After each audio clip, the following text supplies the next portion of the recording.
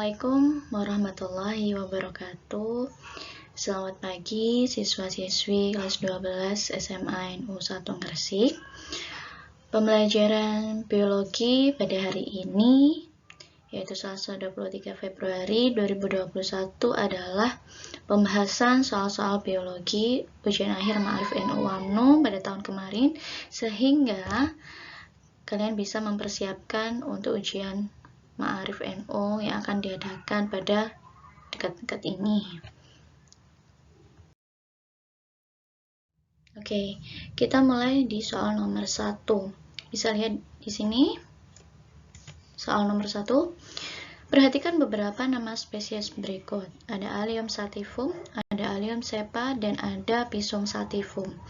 Pernyataan yang tepat tentang keanekaragaman hayati berdasarkan spesies tersebut adalah, menurut kalian jawabannya apa? Ya, betul. Jawabannya adalah B. Mengapa B? Bisa dilihat di sini. Keanekaragaman hayati tingkat jenis dapat ditunjukkan antara spesies 1 dan spesies 2. Spesies 1 ada Allium sativum. Allium sativum, nama depan menunjukkan genus dan nama belakang menunjukkan spesies. Allium cepa, nama depan menunjukkan genus, nama belakang menunjukkan spesies. Sehingga Allium sativum dan Allium cepa memiliki genus yang sama, yaitu Allium. Sehingga kedua spesies ini memiliki keanekaragaman pada tingkat jenis atau spesies. Mengerti? Kita bisa lanjut di nomor 2.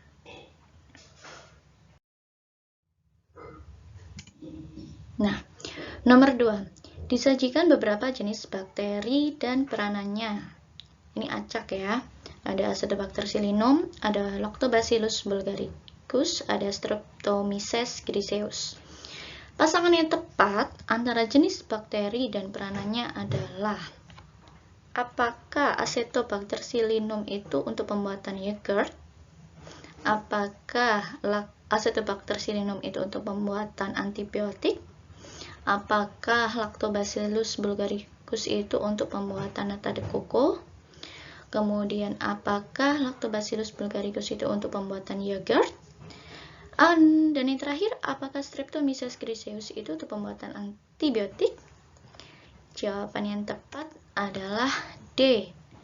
Lactobacillus bulgaricus untuk pembuatan yogurt. Ini betul ya. Sama. Nah, kenapa? Jadi bisa dilihat di sini, Acinetobacter-Sillinum itu berperan dalam pembuatan nata de coco. Kemudian Lactobacillus bulgaricus berperan dalam pembuatan yogurt.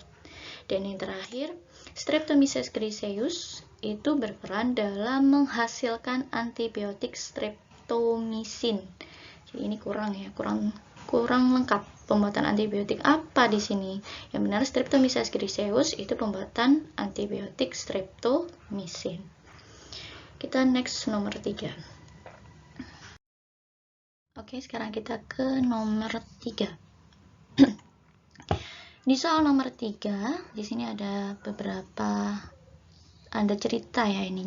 Jadi ada beberapa pedagang curang telah menambahkan formalin pada beberapa bahan makanan seperti tahu, ikan asin, dan beberapa buah-buahan.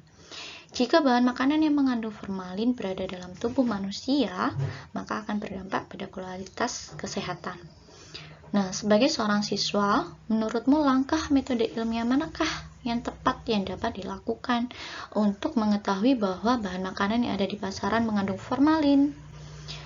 Menurut kalian, apakah dengan seperti ini bisa langsung membuat hipotesis, atau langsung mengambil kesimpulan, atau dengan observasi, atau eksperimen, atau membuat rumusan masalah?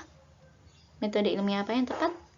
Ya, jadi metode ilmiah yang tepat untuk membuktikan adalah D. Melakukan eksperimen.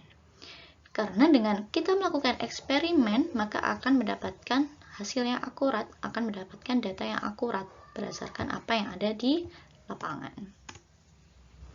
Ya, untuk mengetahui ini, maka perlu eksperimen, yaitu melakukan percobaan, sehingga akan dihasilkan data yang akurat. Kita next nomor selanjutnya. Soal nomor 4. Nah, ini ada dua organisme. Jadi, dua organisme ini termasuk ke dalam kelompok jamur apa? Ada Myxomycotina, ada Zygomycotina, ada Ascomycotina, ada Basidiomycotina, dan Deuteromycotina. Menurut kalian apa? Bisa dilihat dari ciri-cirinya, bentuknya. Jawabannya adalah D, yaitu Basidiomycotina. Mengapa kedua jamur ini termasuk Basidiomycotina? Karena pada gambar ini ada jamur tiram atau Pleurotus spesiesnya dan jamur jenis Amanita. Kedua jamur ini termasuk kelompok Basidiomycotina karena memiliki salah satu cirinya, yaitu bisa dilihat dari basidiokarpnya. Basidiokarpnya ini berbentuk seperti payung, ya kan? Berarti jawabannya adalah D. Kita lanjut ya, nomor selanjutnya. Kita lanjut di soal nomor 5. Jadi pada soal nomor 5 ini disajikan gambar daur hidup tumbuhan lumut. Pertanyaannya, fase gametofit yang disebut protonema dari tumbuhan lumut ditunjukkan oleh nomor berapa? Apakah nomor 1, 2, 3, atau 4, atau mungkin 5? Ya, jawabannya adalah B, yaitu nomor 2.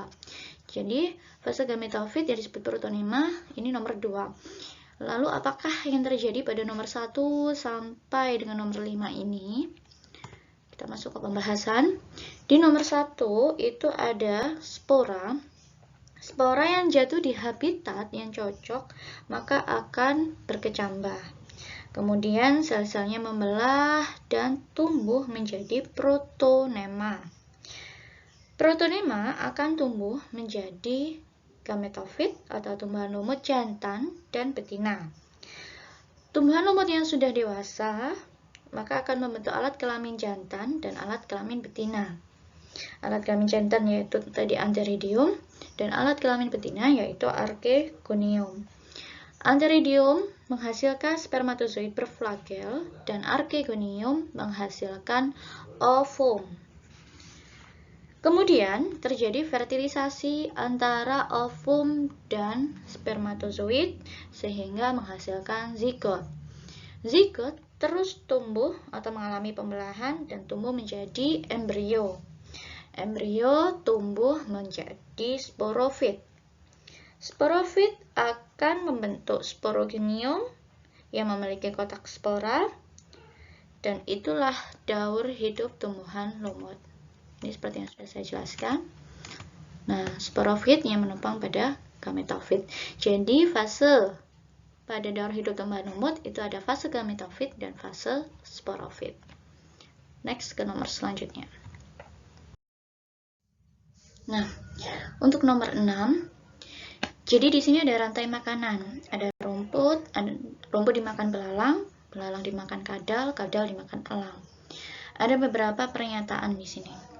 Nah, pernyataannya sesuai dengan bagian rantai makanan yang disajikan adalah jawabannya adalah C, 2 dan 4. Pada rumput tersimpan produktivitas primer bersih dan organisme yang mendapatkan produktivitas primer bersih adalah belalang. Apa sih produktivitas primer? Jadi produktivitas primer ini adalah kecepatan pengubahan energi radiasi matahari melalui aktivitas fotosintesis dan kemosintesis oleh produsen.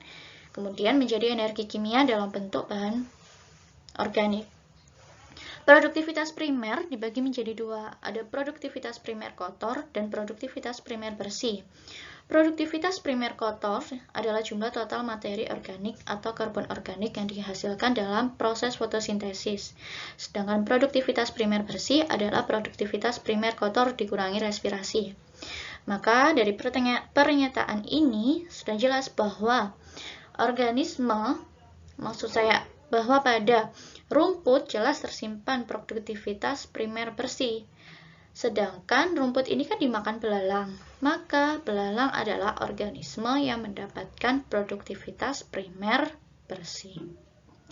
Oke, kemudian lanjut nomor selanjutnya. Di nomor 7, Indonesia dikatakan sebagai satu di antara negara penghasil sampah. Upaya yang dapat dilakukan untuk mengurangi sampah. Ini sudah masalah sehari-hari ya, masalah tentang sampah ini.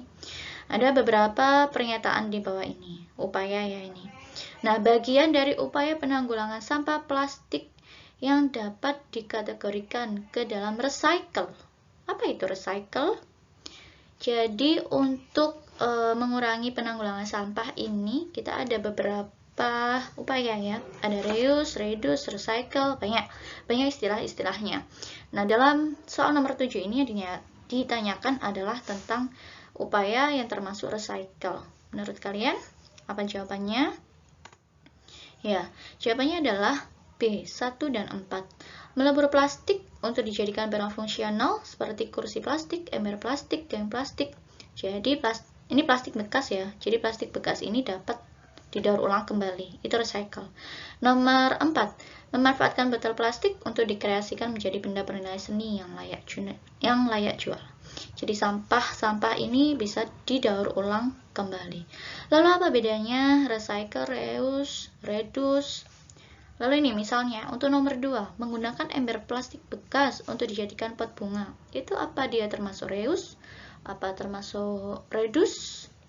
Kita lihat ya. Jadi ini ya, recycle mendaur ulang bahan sampah agar menjadi produk baru. Contohnya ada di nomor 1 dan 4. Kemudian reuse. Reuse itu menggunakan kembali sampah yang masih bisa digunakan.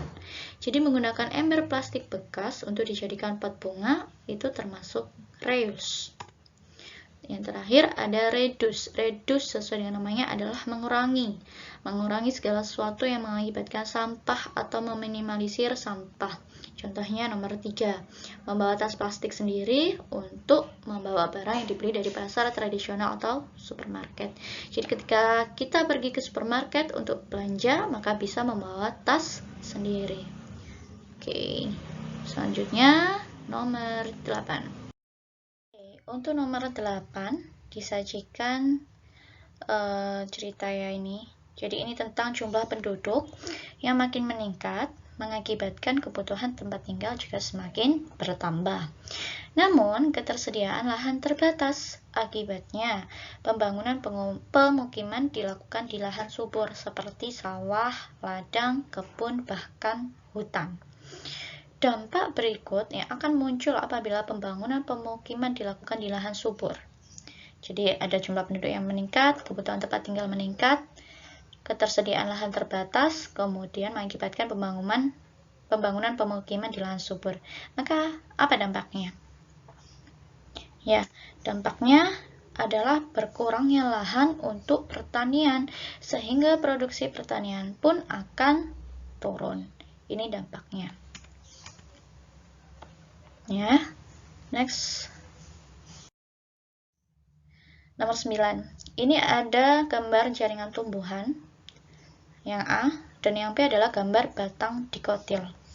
Yang ditanyakan, jaringan tumbuhan yang ditunjuk oleh gambar A ini mengisi bagian batang nomor berapa? Apakah nomor 1, apa nomor 2, apa nomor 3, apa nomor 4, apa nomor 5? Kita bisa identifikasi dari gambar A dulu.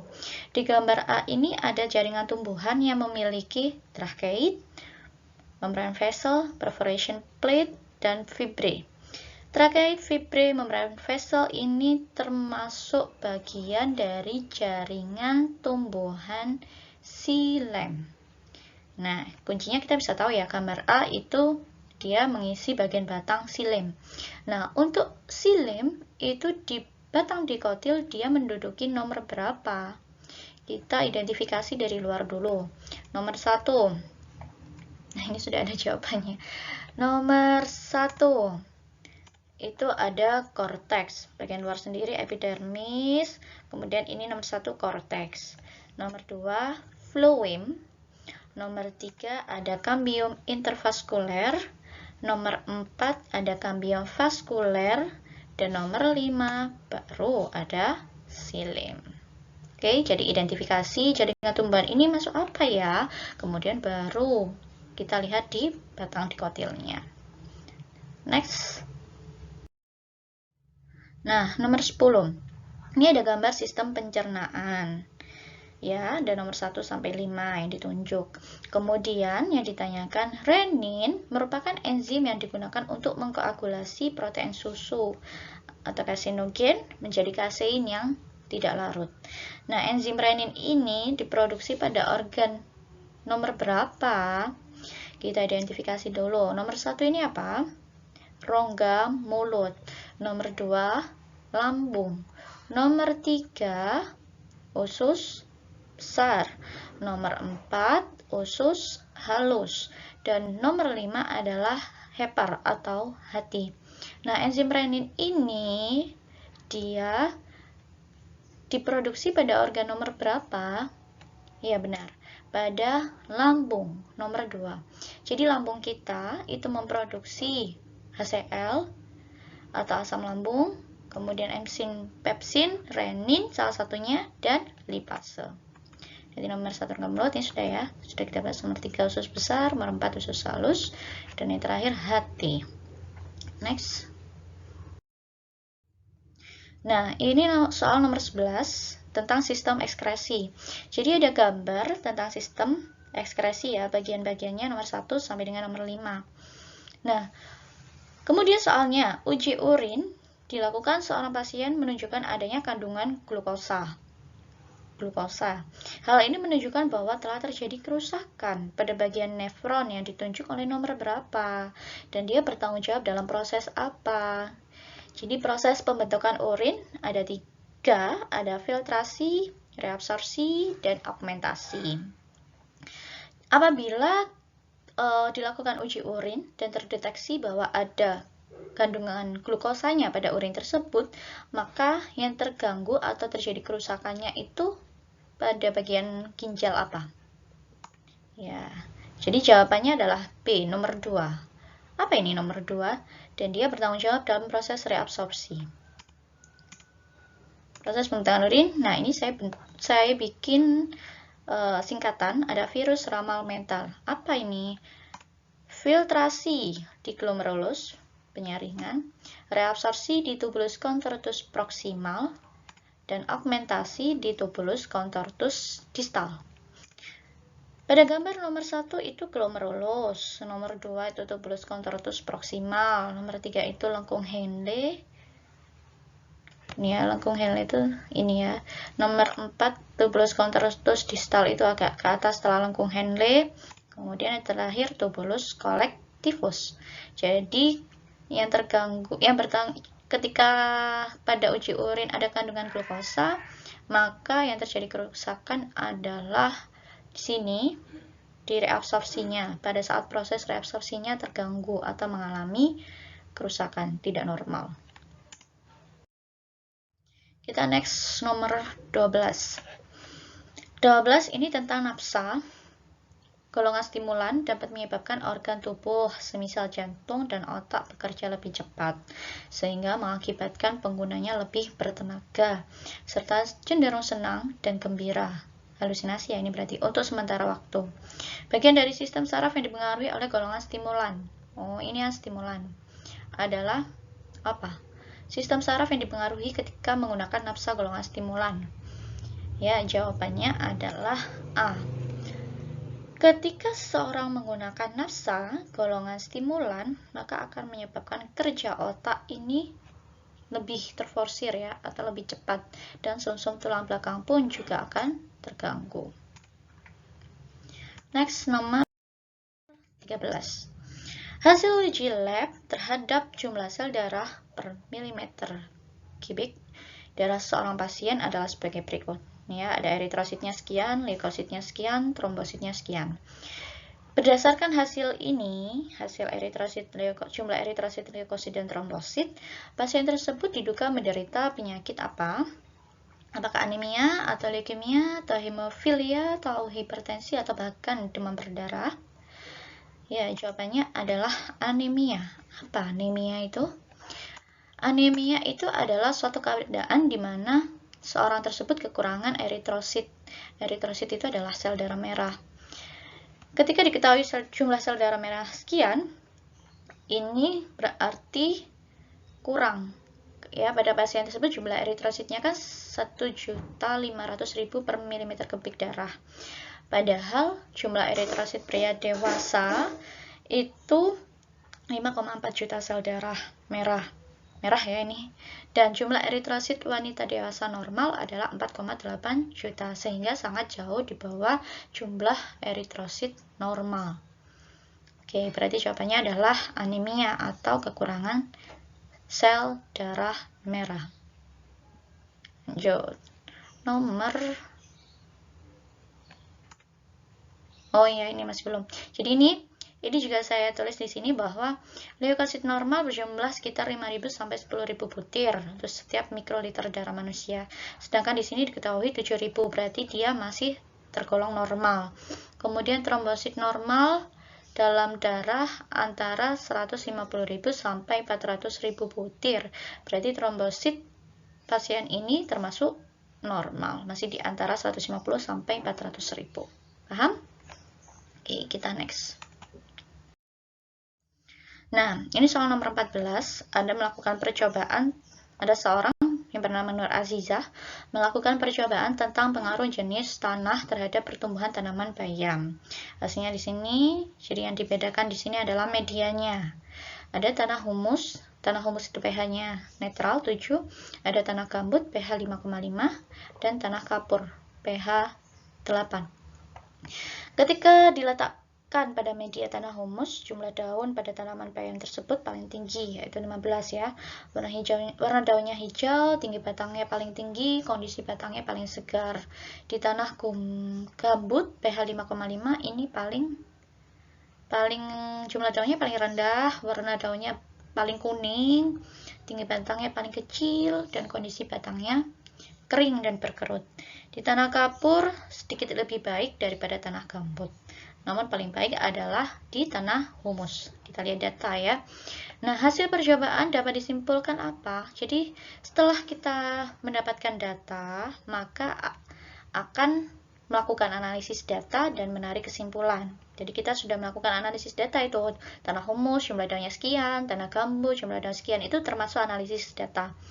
Kemudian menarik kesimpulan, apa yang dihasilkan, apa yang dapat disimpulkan, maka dapat dikatakan bahwa jawabannya adalah do. Tanaman bayam dapat tumbuh dengan baik pada tanah yang memiliki pH netral atau 7. Karena semua hasilnya ini baik, bisa dilihat dari jumlah daun, warna daun, tinggi batang, dan kondisi batang. Ini sudah kita bahas ya. Next. Oke, kita ke nomor 15. Di nomor 15 ini tentang senyawa kimia penyusun sel. Ada protein, amonia, lemak, air, oksigen, dan karbohidrat. Pertanyaannya adalah komponen kimiawi penyusun sel yang termasuk senyawa anorganik adalah, ya, jawabannya adalah B. Jelas ya, kalau komponen penyusun sel yang termasuk anorganik adalah amonia, air, dan oksigen. Untuk protein, lemak, dan karbohidrat, dia termasuk organik. Next ya.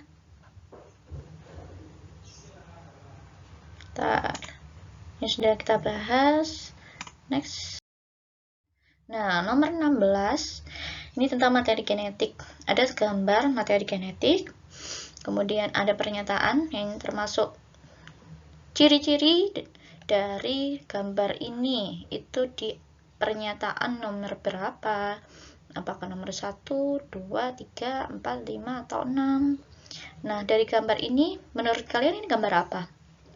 Jadi ada materi genetik berupa satu rantai saja. Satu rantai. Itu gambar apa?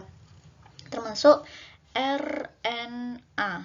Jadi gambar ini adalah gambar RNA. Apa yang membedakan RNA dengan DNA? Kalau kita lihat dari misalnya, dari langsung sekilas.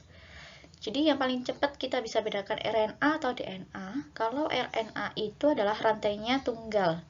Kalau DNA rantainya ganda. Nah, yang termasuk ciri-ciri RNA adalah jawabannya D, 2, 4, dan 5. Gambar tersebut adalah gambar RNA, sudah ya. Nomor 2, kadarnya berubah-ubah. Jadi RNA ini kadarnya berubah-ubah karena tergantung pada sintesis protein. Kemudian komponen gulanya adalah ribosa. Sesuai dengan namanya, RNA, ribosa nucleic acid. Berarti dia gulanya adalah gula ribosa. Kemudian nomor 5, memiliki basa pirimidin berupa urasil. Ingat, selalu ingat, RNA tidak punya timin, tapi punyanya urasil. Ya. Kemudian, sehingga yang kadarnya tetap, pernyataan nomor 1 ini kadarnya tetap, komponen gulanya deoksiribosa, dan basa pirimidinnya berupa timin, ini termasuk ciri-ciri dari DNA, deoksiribosa nucleic acid. Nah, ini sudah saya tulis ya. Kita next, sekarang sampai di nomor 17. Jadi nomor 17 ini adalah gambar bagian-bagian sel tumbuhan. Bagian sel yang berperan dalam perombakan glukosa menjadi energi ditunjuk oleh nomor, ini sudah ada langsung jawabannya, yaitu yang D, nomor 6. Nomor 6, ini termasuk mitokondria. Jadi mitokondria ini berperan dalam perombakan glukosa menjadi energi. Nomor 1 ini apa? Nomor 1 ini adalah badan Golgi, yang kedua sitoplasma, yang ketiga nukleus, yang keempat RE atau retikulum endoplasma. Apabila gambar ini kita zoom, maka nanti bisa terlihat mana yang termasuk RE kasar atau RE halus. Apa bedanya? RE kasar ditempeli ribosom atau ada ribosomnya, kalau RE halus tidak ditempeli ribosom. Nomor 5 ada kloroplas, nomor 6 mitokondria, nomor 7 dinding sel. Dinding sel dan kloroplas inilah yang membedakan antara bagian-bagian sel tumbuhan dengan sel hewan. Kita next ke nomor selanjutnya. Nomor 18.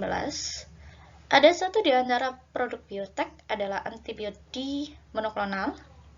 Pernah dengar antibodi monoklonal? Nah, antibodi monoklonal ini dapat digunakan untuk melawan antigen dalam tubuh manusia, mendiagnosis penyakit, dan mengisolasi molekul toksin. Antibodi monoklonal dibuat dengan menggunakan prinsip apa? Ya, betul. Jawabannya adalah prinsip fusi sel atau fusi protoplasma. Apa sih fusi sel itu? Jadi, fusi sel ini menghasilkan sel-sel yang dapat menghasilkan antibodi sekaligus. Dapat memperbanyak diri secara terus-menerus seperti pada sel-sel kanker. Nah, sel-sel ini yang nantinya akan menghasilkan antibodi monoklonal. Antibodi monoklonal ini adalah antibodi yang sama jenisnya dan diproduksi oleh sel plasma. Jadi antibodi monoklonal dia dibuat dengan menggunakan prinsip fusi sel. Oke, next. Oke, sampai di nomor 19. Jadi pada nomor 19 ini ada fase siklus endometrium uterus pada saat siklus menstruasi wanita. Ada nomor 1, 2, dan 3. Ada fase 1, 2, dan 3. Pernyataan yang tepat sesuai dengan gambar adalah, menurut kalian apa jawabannya? Ya, jawabannya adalah B. Pada fase 1 itu fase menstruasi.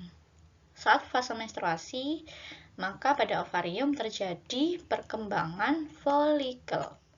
Kemudian fase 2 itu adalah fase proliferasi. Jadi, dia memicu pengeluaran sel telur dari folikel yang telah matang, dan proses ini disebut fase ovulasi di sini ya. Kemudian di fase 3 itu adalah fase sekretori. Apa yang terjadi? Di fase sekretori adalah folikel yang telah melepaskan sel telur akan berubah menjadi korpus luteum. Ini fase pada siklus menstruasi. Next. Oke, nomor 20. Jadi di nomor 20 ini ada 6 pernyataan. Kemudian pernyataan yang tepat berkaitan dengan enzim ditunjuk oleh nomor berapa? Kita lihat di nomor 1 dulu.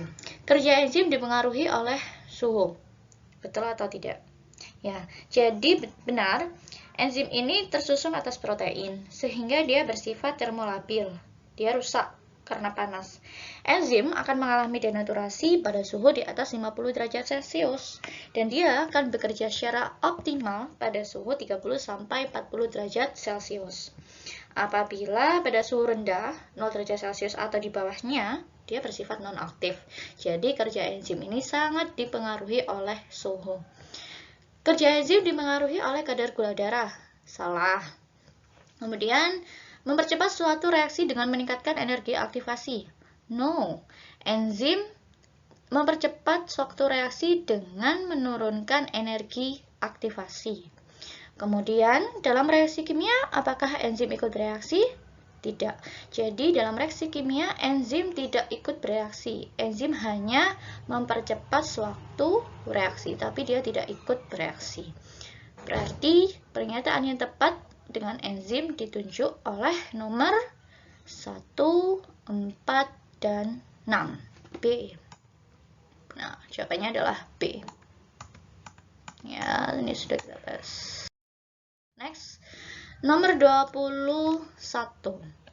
Pada nomor 21 ini ada beberapa pernyataan tentang katabolisme yang termasuk fermentasi. Fermentasi ini adalah respirasi anaerob. Dia memakai bahan dasar berupa satu molekul glukosa saja. Sesuai dengan namanya, respirasi anaerob berarti tidak membutuhkan oksigen. Dan dia tidak melalui 4 tahapan reaksi. Apa sih 4 tahapan reaksi itu?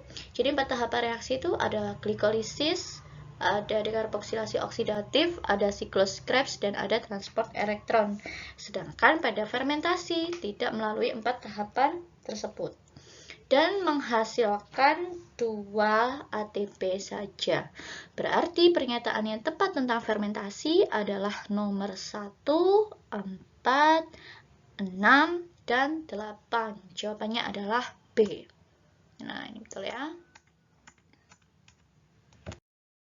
Di nomor 22. Nomor 22 ini adalah gambar reaksi terang dari proses fotosintesis. Pertanyaannya adalah pemecahan air menjadi ion hidrogen dan oksigen ditunjukkan oleh nomor berapa? Jadi pemecahan air ini merupakan proses fotolisis air. Dan fotolisis air itu terjadi pada nomor 3. Sehingga jawabannya adalah C. Lalu apa yang terjadi pada nomor 1 sampai dengan 5? Pada nomor 1 itu adalah pengambilan cahaya 680 sehingga ini dimulai dari fotosistem 2. Ya, reaksi terang fotosintesis itu dimulai dari fotosistem 2 ini. Kemudian yang nomor 2 ini adalah elektron ditangkap senyawa akseptor elektron sampai di fotosistem 1. Nomor 4 ini, ya nomor 3 fotolisis air ya. Nomor 4 adalah pada fotosistem 1 mendapatkan elektron dari cahaya. Dan yang nomor 5, elektron ditangkap oleh senyawa akseptor elektron. Jadi yang termasuk fotolisis air ini adalah nomor 3. Next. Sekarang adalah nomor 23. Ada beberapa pernyataan tentang pembelahan sel. Yang ditanyakan adalah tahapan metafase. Di sini saya berikan gambar tentang gambar metafase, pembelahan sel metafase. Cirinya, membran inti tampak. Apakah benar? Apakah membran tidak tampak? Nah, ini sudah ada tulisannya benang spindle ya. Benang spindle telah terbentuk dan dia berjejer pada bidang ekuator. Berarti, ini benang ekuator ya.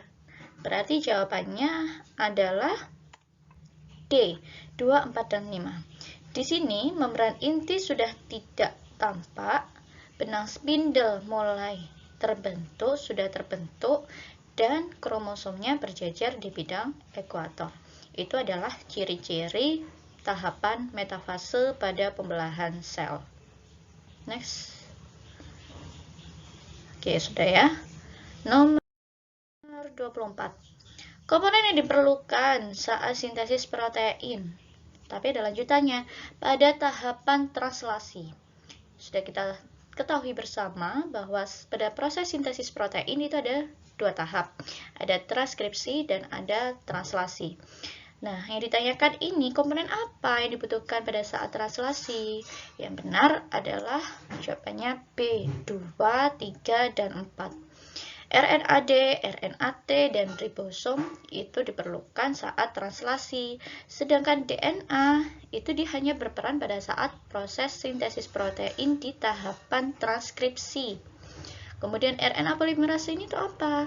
Jadi RNA polimerase ini yang untuk memutus ikatan ganda DNA pada saat proses transkripsi. Ya, itu jawabannya. Sudah, sekarang kita next nomor 25. Di nomor 25 ini ada beberapa pernyataan. Nah, dampak negatif bioteknologi. Jadi bioteknologi ini tentu memiliki dampak positif dan dampak negatif. Dampak negatifnya, tanaman hasil rekayasa genetika dapat memunculkan tanaman adaptif yang berpotensi menjadi tanaman supergulma. Supergulma ini tanaman yang tidak diharapkan tumbuh pada tanaman hasil rekayasa genetika ini. Jadi dia bisa mengganggu. Berarti termasuk dampak negatif ya. Kemudian nomor 2, penggunaan tanaman transgenik dapat memunculkan strain unggul. Berarti dia dampak positifnya. Nomor 3, penggunaan tanaman transgenik dapat menyebabkan erosi plasma nutfah. Nah, ini baru dampak negatifnya. Nomor 4, tanaman transgenik dapat menekan biaya pemeliharaan tanaman, berarti termasuk dampak positif bioteknologi. Maka jawaban yang tepat adalah B, 1 dan 3. Untuk pernyataan nomor 2 dan 4 adalah merupakan dampak positif bioteknologi. Next, nomor 26. Nah, ini nomor 26. Jadi, ada Aisyah melakukan suatu percobaan dengan merendam potongan kentang berukuran 3x3, berarti bentuknya kotak, ke dalam larutan garam yang pekat. Apa yang terjadi? Maka yang terjadi adalah ukuran kentang akan berkurang karena berkurangnya air.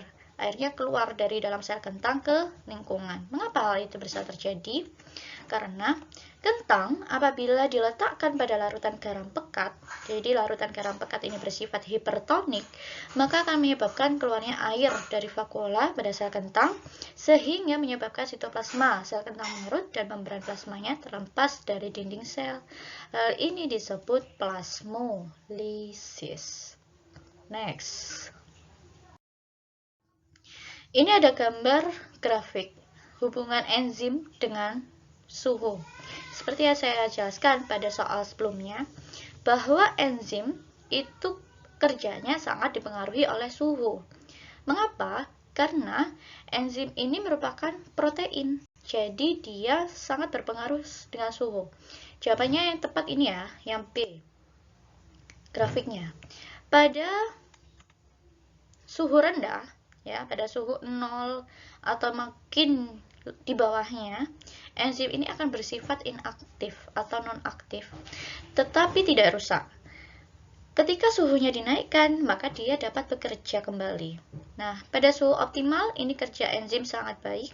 Suhu optimalnya berapa? Yaitu 30-40 derajat Celcius. Ini suhu optimalnya, berada di puncak pada kerja enzim ya.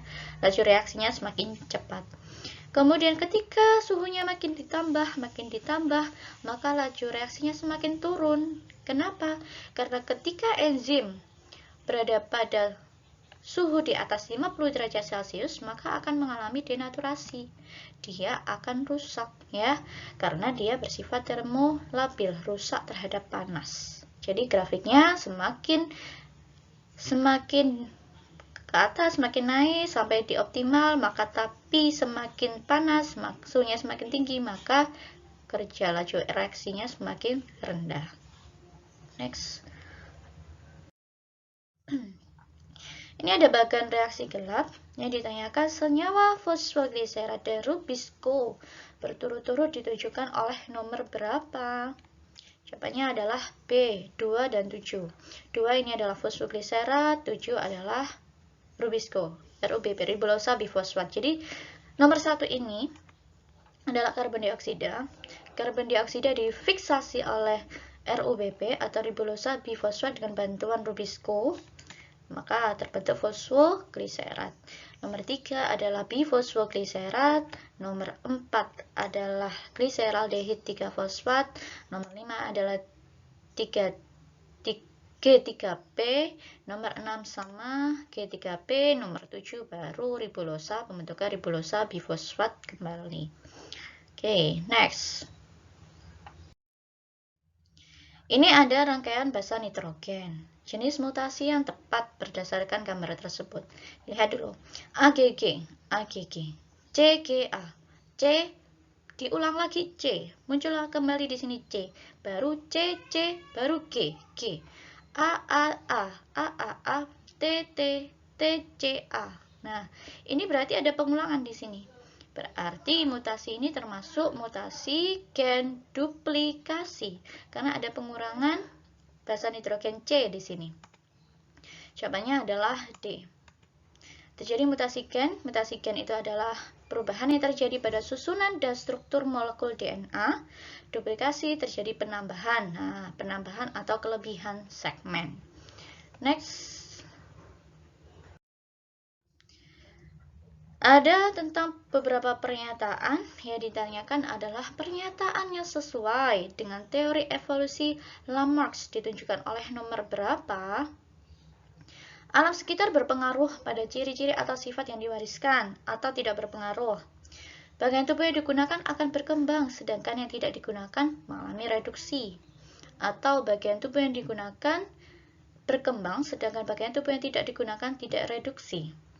Kemudian perubahan bagian tubuh dipengaruhi oleh lingkungan akan diwariskan ke keturunannya atau tidak diwariskan. Nah, yang menurut teori evolusi Lamarck adalah A, 1, 3, dan 5. Jadi menurut Lamarck, alam sekitar berpengaruh pada ciri-ciri atau sifat yang diwariskan. Kemudian bagian tubuh yang digunakan dapat berkembang dengan pesat, namun yang tidak digunakan dia akan mengalami reduksi. Dan nomor 5, perubahan bagian tubuh dipengaruhi oleh lingkungan dan diwariskan kepada keturunannya. Itu adalah teori evolusi Lamarck. Oke, next. Nomor 31. Ada kacang air cheese. Kita langsung masuk ke sini ya. Langsung lihat ini tabelnya. Kacang air cheese bentuk polong penuh. Ini adalah gametnya. Disilakan dengan kacang air cheese bentuk polong tidak penuh warna kuning. Berarti polong penuh ini dominan terhadap polong tidak penuh. Warna kuning juga dominan. Berarti begini ya. P besar P kecil, K besar K kecil, polong penuh kuning. P kecil P kecil, K besar K kecil, polong tidak penuh kuning. Disilangkan. Gametnya P, K, P besar K besar, P besar K kecil. Ini disilang gini ya, seperti yang sudah diterangkan pada materi-materi sebelumnya. Kemudian P kecil K besar, ada P kecil K kecil. Kalau gametnya ini berarti 2P kecil K besar, 2P kecil K kecil. Kita masukkan ke dalam tabel. Wah, ini tidak terlihat nih. Nah, ini ada P besar K besar. Nah, ini langsung disilangkan. Yang ditanyakan adalah bentuk polong penuh warna hijau. Bentuk polong penuh warna hijau adalah yang ini. Ini kan polong penuh kuning, ini polong penuh kuning, ini polong tidak penuh kuning, ini polong tidak penuh kuning. Ini polong penuh kuning, ini polong penuh hijau. Coba kalian nanti sambil bikin tabelnya juga di rumah biar mudah untuk menganalisisnya. Ini polong tidak penuh kuning dan yang di sini ini mohon maaf ini tertutup ya. Ini ada polong tidak penuh hijau. Jadi yang polong tidak penuh hijau ada 4/16 kali 2000. Ini salah. Ini sebenarnya 1000. Karena ini maksnya 1000 di sini pada pilihan jawabannya. Jadi ini kita ganti 1000 ya. 4/16 kali 1000 berarti 1/4 kali 1000 sama dengan 250. Jawabannya adalah C ya, 250. Next. Ini persilangan lagi. Jadi nomor 32 diketahui kalau fenotipnya P. luarnet itu dominan-dominan, terus dominan resesif, P resesif dominan, single resesif resesif. Kemudian disilangkan P alternate berarti dominan-dominan sama P resesif dominan. Perbandingannya, ya ini saya tuliskan di sini. Double net disilangkan dengan P, maka gametnya seperti ini. Kita masukkan ke dalam tabel, maka diketahui bahwa perbandingan fenotip walnut, P, rose, dan single adalah walnutnya ini ada 3 banding. Dibanding P berapa? P3, 3 banding 3, banding 1, rose 1, single 1. Berarti 3 banding 3, banding 1, banding 1. Jawabannya adalah D. Nanti kalian bisa coba sendiri untuk membuat tabel persilangannya ya. Jadi kita bisa karena kita sering berlatih. Jangan malas-malas untuk berlatih. Next.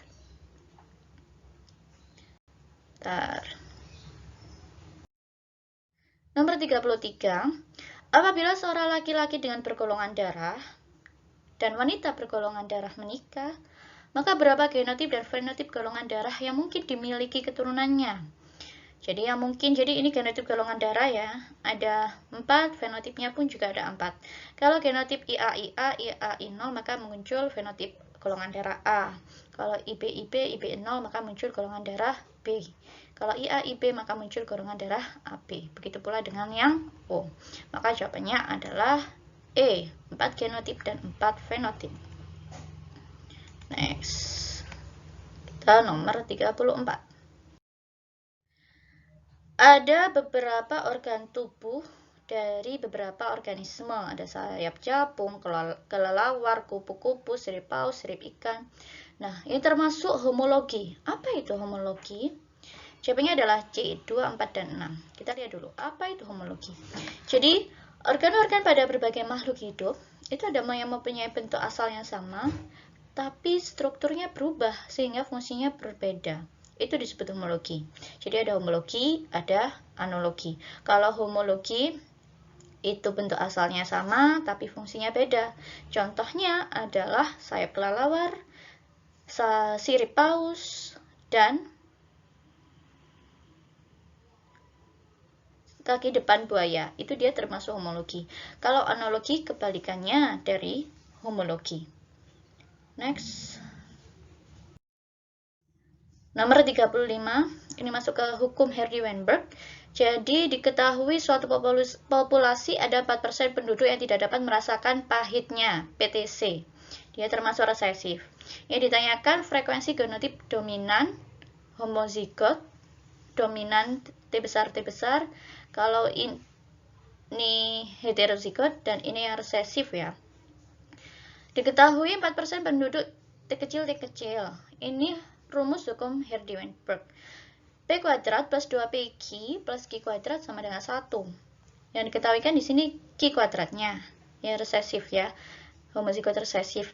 Q kuadrat sama dengan 4%, berarti 4/100, 0,04.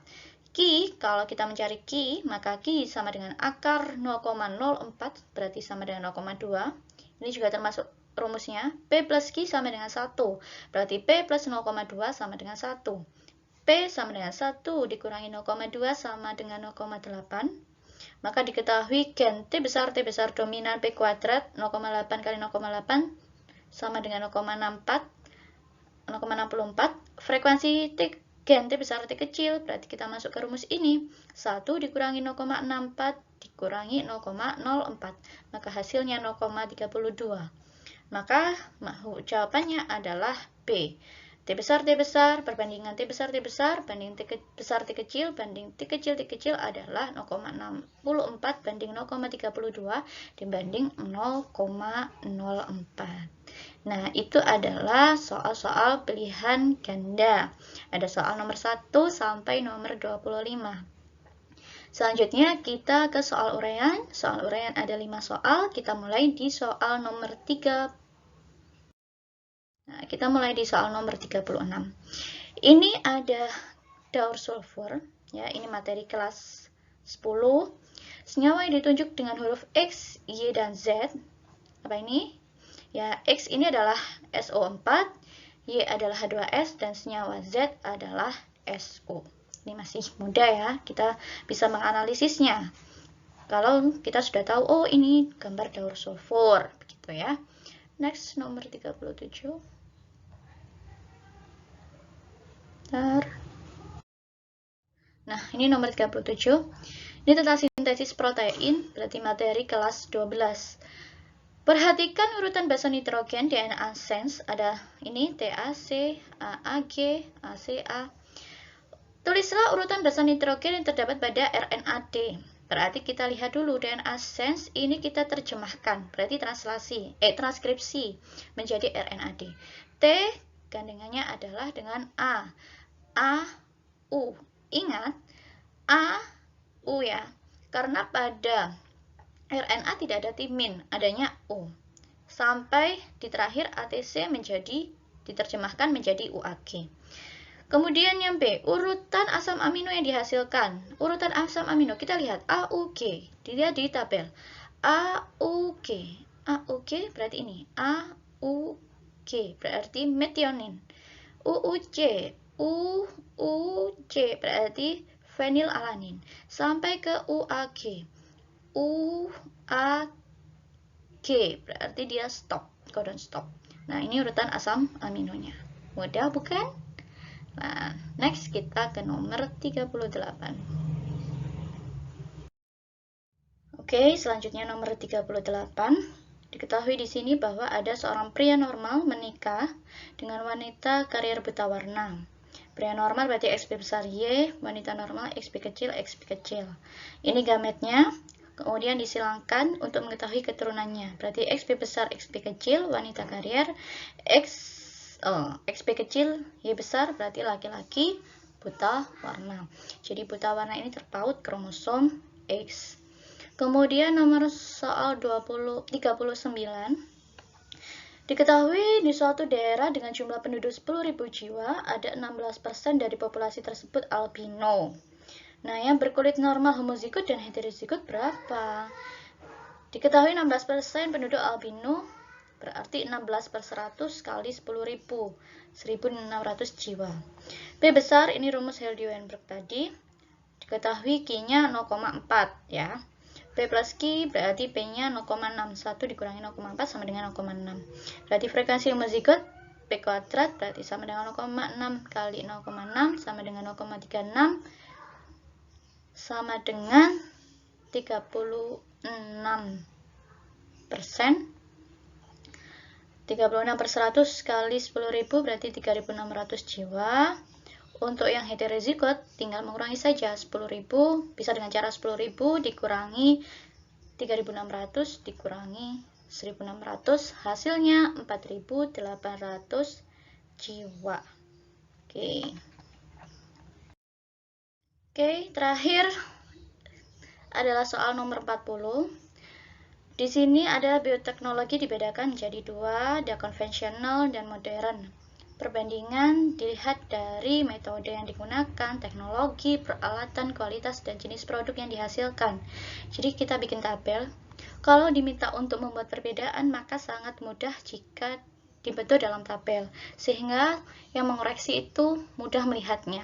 Ya, perbandingan aspeknya ya, metode yang digunakan pada tradisional sederhana, kalau modern berdasarkan prinsip ilmiah.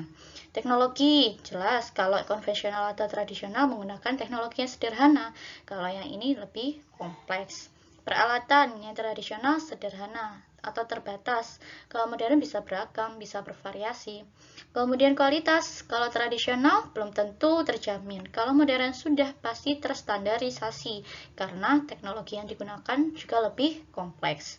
Produknya, kalau tradisional sampai saat ini masih terbatas pada makanan dan minuman. Kalau modern beragam. Itu tadi antibodi monoklonal itu juga termasuk di bioteknologi modern. Oke. Ya, sudah. Nah, itu tadi pembahasan soal-soal UMNO tahun kemarin. Ada 35 soal pilihan ganda dan 5 soal urean. Semoga apa yang sudah kita bahas bermanfaat dan membuat ilmu kita semakin barokah. Jangan lupa selalu belajar, belajar, dan belajar, karena kesuksesan itu diraih dengan penuh perjuangan, pengorbanan, dan usaha yang tinggi. Jangan lupa untuk selalu jaga kesehatan, patuhi protokol kesehatan, jangan lupa menggunakan masker, seperti saya, karena tadi saya bicara tidak menggunakan masker ya. Karena ini sudah selesai, maka saya akan menggunakan masker. Jangan lupa memakai masker, sering mencuci tangan, dan jaga jarak. Kalau ada pertanyaan terkait pembahasan soal-soal atau materi, bisa ditanyakan di guru mapelnya masing-masing. Terima kasih, semangat dan sukses selalu. Wassalamualaikum warahmatullahi wabarakatuh. Sampai jumpa.